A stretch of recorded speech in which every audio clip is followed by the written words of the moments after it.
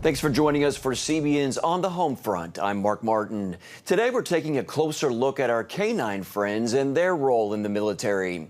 War dogs have a long history in America's military. They've been there with soldiers on some of the most critical missions. Our national security correspondent Eric Phillips joins us now with the story of a Navy SEAL and his canine partner. Eric. Yeah, well, in his book, No Ordinary Dog, Will Chesney focuses on his dog, Cairo, just as much as himself, if not more. He explains how Cairo saved his life in more ways than one, and that is why he wanted to focus on the role that working dogs play in our military today. You know, I don't like talking about myself, but I'll talk about Cairo. He's pretty easy to talk about. 36-year-old retired Navy SEAL Will Chesney says he's always had a love for dogs and knew as a teenager he wanted to be a Navy SEAL. It wasn't until years later, after achieving that goal, that his two loves came together after hearing the testimonials of military dog handlers. Raise your hand if a dog's ever saved your life, and everybody's hand just went up pretty much. The first time I met Cairo was at Dam Neck at the training facility. And I remember him coming out towards the bunkers that we were working on. And he was a good-looking, laid-back, calm dog. He had a great bite. He was a really good worker.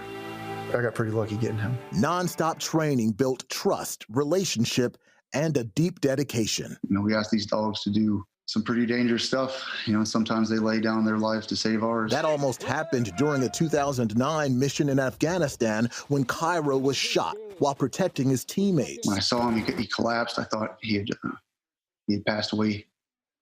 I thought he was dead right there. But Cairo survived and went on to take part in a mission to finally get Osama bin Laden, the infamous mastermind behind 9/11. But my job that night was to do sweeps of the perimeter, putting the dog in the best position to find any explosives or tunnel systems. I like to say I was just there to babysit Cairo pretty much and let him do all the work. And I remember, I'll never forget when we landed, just looking around and seeing that everybody was still alive and okay, and we had accomplished the mission. And I got to do it with my dog. Assignments then took Chesney and Cairo in different directions. About a year later, a grenade blast left Chesney with a brain injury and post-traumatic stress, resulting in a difficult discharge from the Navy. By then, Cairo was also reaching the end of his career, and Chesney was able to bring him home. Cairo was a huge part, and I would think getting me through the tough times as well. Cairo helped me get through some really tough times. After watching Cairo suffer from cancer, Chesney had him put down in 2015. He says he wrote No Ordinary Dog to honor Cairo's memory, while also bringing attention to military working dogs and service animals in general. He took care of me, I took care of him. And I just want to tell Cairo's story. It's an ultimate love story between man and dog, and it highlights the integral role that service dogs continue to play for our military men and women. And that's why, with shrapnel still in his body, Chesney is dedicated to making sure that he advocates for these animals. He says he believes Cairo would be proud, Mark. And Eric, I know with a story like this, there's always so much to tell, but what did you personally take away from it? It was really just a feeling of how much there was dedication and how much love there was between Will Chesney and Cairo. Having an opportunity to talk to Will about how he and Cairo did everything together. It wasn't just performing these missions together. There's a trust and a love that is developed over the course of time, both when you're working and when you're not working.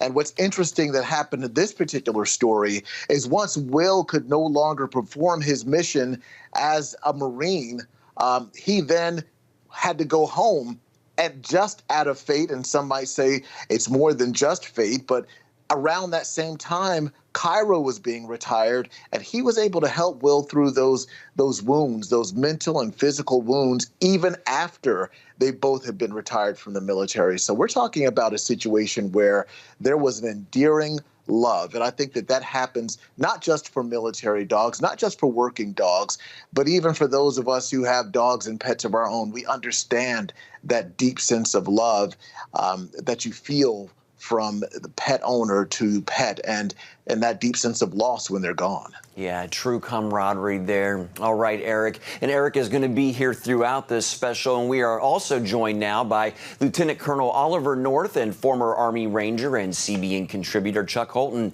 Gentlemen, welcome. We're honored to have you on the show with us today. Glad to be here. Good to be with you, Mark. Thanks. Colonel North, when you see stories like that, what are your thoughts? Well, you know, I spent 25 years in the Marine Corps. I to cover 18 years of this war for Fox News. I don't think I've been on a single deployment in all of those years that we didn't have a war dog with us. And of course, the purpose of the war is basically out by their breeding. The dogs are bred for a very specific purpose. Some are attack dogs like you see in the law enforcement. Some are scout snipers. They're picking out targets for guys. They're out in front, literally leading at the point of a patrol. I had a war dog like that with my rifle platoon. They're the kinds of dogs that you take, Chuck and I have seen a lot of together, that are out there as IED sniffers. And if you follow in that dog's footprints, you will not step on an IED. And Chuck and I have seen that. And the kinds of things that you see them are all based on, one, the breed bred for a purpose. Number two, they're trained for a very specific purpose. And number three, as Eric was just pointing out, the bond that exists between the handlers and the dogs are simply phenomenal. I mean, they literally would die for one another, and I've seen that happen. So I have a lot of experience with these animals. I've got a great war dog of my own right now. It's a Boykin Spaniel. You know, wouldn't want her to run any attack necessarily, but she's got a great nose. And Chuck, what about you when you saw that story? You know, what always amazes me about these dogs, as I've seen them in the combat zone, is just how engaged they are. I mean, they're not just there to go sniff out a bomb. They're not just there to, protect their handler. They are riding in helicopters, even rappelling out of helicopters or jumping out of airplanes with their handlers. It's unbelievable to see the things that these dogs can do. And when the team practices first aid, they practice giving first aid to that dog. They practice tourniquets. They practice IVs. And I did a story several years ago about a special hospital in Germany that the United States has over there on one of its bases, specifically for these war dogs who have been wounded in combat. And going there and hearing the stories of the kind of heroic things that these dogs do on a day-to-day basis, it'll just give you chills. Yeah, well, I have a question actually for both you and for Colonel North. When you're talking about working with these dogs in this type of capacity that you just talked about, does it make you better understand why dogs are called man's best friend? Well, there's no doubt. Look, first of all, I don't mean this to in any way offensive to my Special Forces guys and my Ranger pals, that the streets of heaven are guarded by United States Marines. That's a hymn. So we also know from Hesitations 4:11 that all dogs go to heaven. And so if anybody of you guys watching this broadcast get there before me, if you would please put in a word that I would like to, instead of guarding the streets of heaven, because I've done an awful lot of that, I would very much like to be in charge of the doghouse, since all of my dogs are going to be there, plus all of those remarkable war dogs that I've seen over the years. And I'll be in charge of feeding them and petting them and playing with them for all eternity. It's, as we know, and one of them's got. Right, apparently having some audio problems there with Colonel North's signal. We're going to be right back, though, with more of On the Home Front. And as we go to break, here's some four-legged military trivia for you about how many dogs are currently working in the U.S. military. You see the possible answers there. We're going to come back with the solution.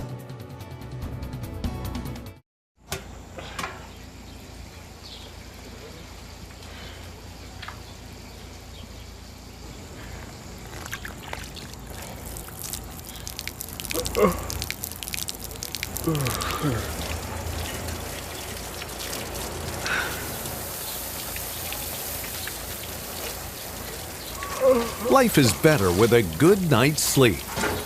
Get your free DVD or booklet of Protect Your Sleep. As the world watches from the outside, it's a big diplomatic tug-of-war here in the Middle East. Go inside the story with Jerusalem Dateline. Israeli archaeologists are talking about a discovery that could change the thinking about the Temple Mount. Join CBN Jerusalem Bureau Chief Chris Mitchell and get the biblical perspective on the events shaping the world. What starts in Israel then ends up going to other places. Watch Jerusalem Dateline Friday night at 8:30 on the CBN News Channel. Life. It's meant to be lived fully. Jesus said it. I came to give you life. Life to the fullest. Life in your family. Life in your finances. Life in your body, mind, and spirit. Life in your everyday.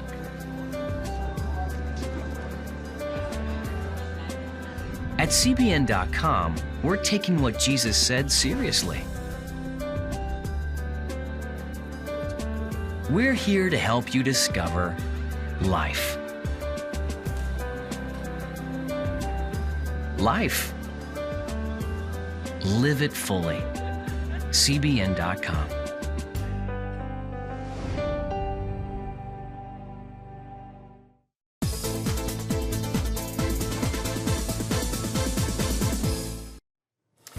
And welcome back to On the Home Front. The answer to our question on how many dogs serving in the U.S. military, about 1,800 or 2,000 authorizations for military service dogs are in active duty. About 2,000 authorizations for military working dogs. Eric. Yeah, that number sounds kind of large, but when you think about the work that the military does, you know that you need kind of all hands and in some cases all paws on deck. I want to make a correction, though. I did say in the last section that Will Chesney was a Marine. In fact, he was a Navy SEAL. I'm sure that our Marines also find great solace in the help they get from working dogs as well. But Will Chesney was a Navy SEAL. But Colonel North, does it surprise you that number of dogs that we find that are in the military? Does the number that Mark just mentioned surprise you? Oh, no, not at all. And every deployed Marine unit has a scout. Well, every single Marine unit that deploys takes with them a dog, at least one. And if it's a larger unit, when the 5th Marines was in the attack from Kuwait all the way to Baghdad, they had at least a dozen with them. And those dogs all had different purposes. Some were IED detectors. Some were bred to be, for example, in the footage I sent you guys that shows that wonderful yellow lab playing with his on the back of an armored vehicle. That's that dog's armored vehicle. The Marines just get to ride in it with him. And that vehicle is normally in the front of the attack. And the dog gets played with. And it gets to play with the other guys because that's an IED detector. It's different than an assault dog or an attack dog. It's different than a scout dog. And that dog has not only been bred for that purpose, but also been trained for that purpose. And you can see in one of those the still taken from my helmet cam, that's a still taken of that same dog and his handler who have just joined a helicopter assault unit in the largest helicopter assault in the entire Afghan war. And I was going on that, and that's why I'm walking up to it. And those guys are kneeling in prayer. They're not giving high fives because Dexter, the dog, is going to be with him, and his handler. They're so glad that they kneel down and say a prayer of thanksgiving that the dog is with them. And the dog, as Chuck points out, is going to be the very first one off that helicopter. And I'm going to be following right in that dog's footsteps because if that dog gets out in front of me, I don't want to step on an IED, and I know the dog won't. Yeah, very important point to make there, that these dogs oftentimes are putting themselves in danger so that we don't have to put ourselves in danger, or at least we can avoid it. Our servicemen and women can avoid it. Chuck, turning to you now, though, does the number of dogs in our military point to how vital they are? Well, they certainly are vital because they're superhuman in some ways. I mean, there aren't too many Marines out there who can sniff out the enemy at 1,000 meters. And if the wind is right, your dog can certainly do that. There aren't, these dogs are used for sentry, for patrol, again, doing guard duty and things like that, along with the explosive detection and protection of the units that they serve. And there's one other thing that I've noticed that these dogs do. It's the effect that they have on the unit as a whole. It's just nice to have a dog around, to come around and love on you a little bit when you're sitting around back at the base after a mission. It's that bond that you see between them that I think really is therapeutic for our troops, and I'm sure that the Colonel would agree. Yeah, Colonel North, tell us about your War Stories program. You've even featured war dogs on them. We did. We did one on animal warriors, and I suppose it's still available up on Amazon, or at Fox News at least. Look, the fact is, the loss of life that you experience with the unit before they had dogs and after they had dogs is dramatic. The difference in loss of life. If you look at the Battle of Saipan in World War II, and we looked historically at this, they were first introduced during the Pacific War. They weren't being used during the European theater initially. Eventually they were. By the time the 10th Mountain Division gets engaged in the battle for the Boot of Italy, there's war dogs with them. But the Marines were taking war dogs out to the Pacific because the enemy was often so close and so well concealed, the dog was the only one that was going to be able to find it. And it turns out the dogs found their way through minefields, found their way to the enemy. The dogs that I had when I was a rifle platoon commander in 1968, 69 in Vietnam, one of them was so brave that when his handler was shot, the dog took off and knocked down and tried to kill the shooter, the enemy soldiers, the North Vietnamese Army soldier. And then because we were treating the wounded handler, a Lance Corporal, the dog came back and we had to restrain the dog because the dog was going to prevent us from actually doing something to medically treat the wounded Marine. So they're remarkable animals. I love going out with them. I know for a fact that if I'm following a dog off a helicopter or out of a vehicle, I'm not going to step on an IED as long as my feet follow his. And quickly, Colonel North, of course, we remember the powerful movie Saving Private Ryan. Dogs were a big part of that mission and World War II altogether, as you mentioned. Talk a little bit more about that. Well, look, the whole idea, by the way, when the war was over, one of the great challenges, and it was a U.S. Army veterinarian. By the way, even the Marines have U.S. Army veterinarians. The U.S. Army veterinarians treat all the animals that are out there being used in these circumstances. All that began in World War II. And so the U.S. Army veterinarian who went ashore in Saipan with the Marines to treat the war dogs that were wounded was one of the very first times, and he convinced people to do this, that when the war dog came home and was getting ready to retire or getting out of the service, instead of putting them down, as some people advocated, because, gosh, they might contain diseases that other people don't know about, or perhaps be violent, vicious, he was the one who convinced the U.S. government to stop doing that. And if the handler was getting out of the service and wanted to take the dog with him, and almost all of them do, then let that happen. And that's why President Bush resurrected that policy for the war dogs sent off to this war.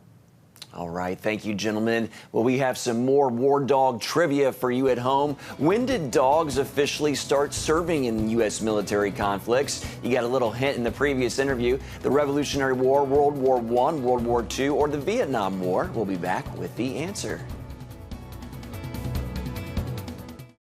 Hey, if you're tired and exhausted all day, you can't think clearly, and you really just need a cup or even a pot of coffee to get through your day, then join me, Dr. Josh Axe, for this new series where I'm going to teach you how to transform your diet and use essential oils and supplements to get a better night's sleep. Wake up to your best life. Call 1-800-700-7000 to get your free DVD or booklet of Protect Your Sleep today. It's about the competition. I kind of put that pressure on myself, and I think people had expectations. It's about overcoming. We use this phrase all the time, keep chopping, keep practicing hard. It's about going the distance. I think as a father, it's my job, to lead, just be the best husband and father I can be. Watch Going the Distance with Sean Brown Saturday night at 7:30 on the CBN News Channel. Orphans Promise is committed to loving and serving at-risk children, to helping keep families together, and to creating opportunities for strong and sustainable communities around the world. We're working in over 60 countries around the world, and with your help, we can do even more. There's an old African proverb I love that says, if you want to run fast, run alone.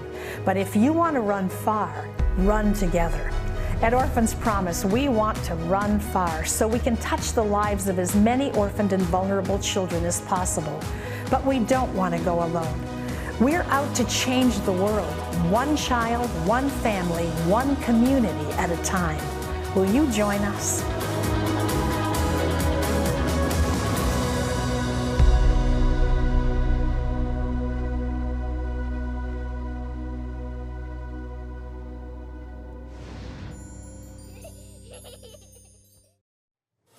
The answer to our last trivia question is World War II. Dogs have fought in every conflict since the Revolutionary War, but did not officially become part of the armed forces until World War II.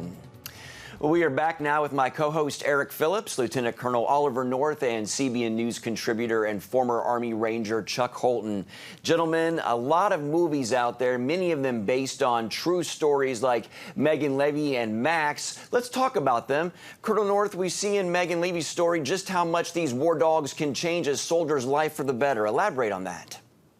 Well, let me just, because we only have a little bit of time left, let me just play the trivia game with you all. What is the most famous war dog who's killed a terrorist in recent days? Anybody remember his name? You got me. I don't know. Al-Baghdadi, hunted down by Conan, yes, the war dog. Wow. Yeah. I couldn't remember his name, but I do remember that. Yeah. There'll be a great movie about that, But talk a little bit too. about how dogs make lives better for soldiers. Well, because it brings a touch of home. I mean, the fact is, almost everybody knows somebody, or they themselves have a dog at home. It brings you that connection to something with whom you can feel great affection, and it's going to help you every day on the battlefield. And sometimes you get to play baseball with them because they'll go retrieve the ball that went over your head. All that kind of stuff. It's very important to the morale of the troops. And Eric, you had a question? Yeah, well, the movie Max, when we were talking about all these different movies that were made about military dogs, the movie Max talks about how a handler was killed and the stress that had on that dog. And Chuck, the fact of the matter is, combat is tough on the animals as well, right? Well, of course it is, but these dogs are so loyal and so pure-hearted that they will do anything in order to protect their handler and stay with their team. Now, I've seen, like I said, it's amazing to me. If you imagine how sensitive a dog's hearing is, for a dog to get on a helicopter, this screaming machine that's going to lift up into the air and fly away, that is not natural. There are very few animals that would willingly do that. But I've seen dogs do it all the time because my handler got on that screaming machine, so I'm going to get on there too.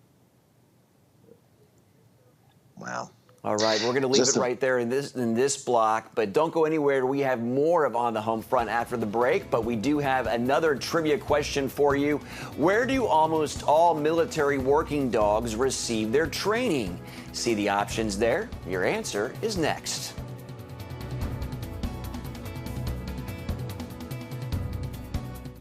Too often, we carry baggage from our past. You know what it's like. It affects everything and everyone in our lives. It's always there, weighing us down and keeping us from achieving true happiness. But do you know God never meant for us to be trapped in the past? You can be free of your baggage. Learn how God's forgiveness leads to changed lives and new beginnings. Call the 700 Club. I'm Ephraim Graham, and this is Studio 5. Cruise with me as I discover the good things happening in the world of music, sports, television, and movies. The fact that Ryan Coogler was going to be directing the film, I knew that something special was going to happen. We'll chat with artists at the forefront of entertainment and explore the connection between popular culture and faith. I asked my pastor, I said, well, does that mean I'm supposed to be a preacher? He says, well, no, you already have a pulpit. Wednesday night at 8:30 on the CBN News Channel. Tikkun Olam. This is our nature as a country. To make the world a better place. Literally, we felt the earth shaking. The Christian Broadcasting Network presents To Life, how Israeli volunteers are changing the world. This film needs to be seen by everyone. I was in tears. Now you can own the inspiring documentary To Life on DVD. There is blood on our hands if we know and we walk away. I'm so grateful that this film was made. To Life can be yours for a gift of $10 or more. Call 1-800-700-7000 or log on to cbn.com. We know that every minute counts to save life. It'll bless Israel, but it'll also bless all the friends of Israel. Discover the untold story of how Israeli volunteers are making the world a better place. Call 1-800-700-7000 or log on to cbn.com to get your copy today.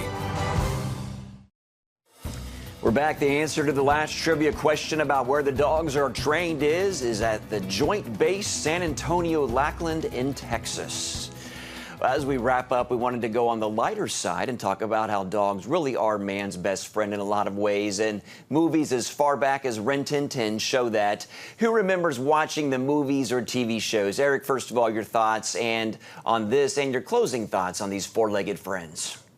Well, I do remember those movies and TV shows, Mark. I remember Old Yeller as well and some of the others that featured dogs that were so loyal and loving. And I will tell you that in doing this story with Will Chesney, talking about Cairo, I really got a deepened sense of just how important dogs are in our military. And I think it's amazing how they just run the spectrum, going from risking their lives to protecting their fellow soldiers, to then, as Chuck mentioned earlier, providing that therapeutic relief just by loving on their handlers and the other troops that are around. I think that they are amazing animals and that they definitely add a lot to our military ranks. And Chuck, quickly, I'm sure you've seen it as well inside and outside the military. Well, I've been a dog owner my whole life, and I don't really trust anybody who doesn't like dogs. And I'll just end with this. You'll never see a military working cat. So we'll put it that way.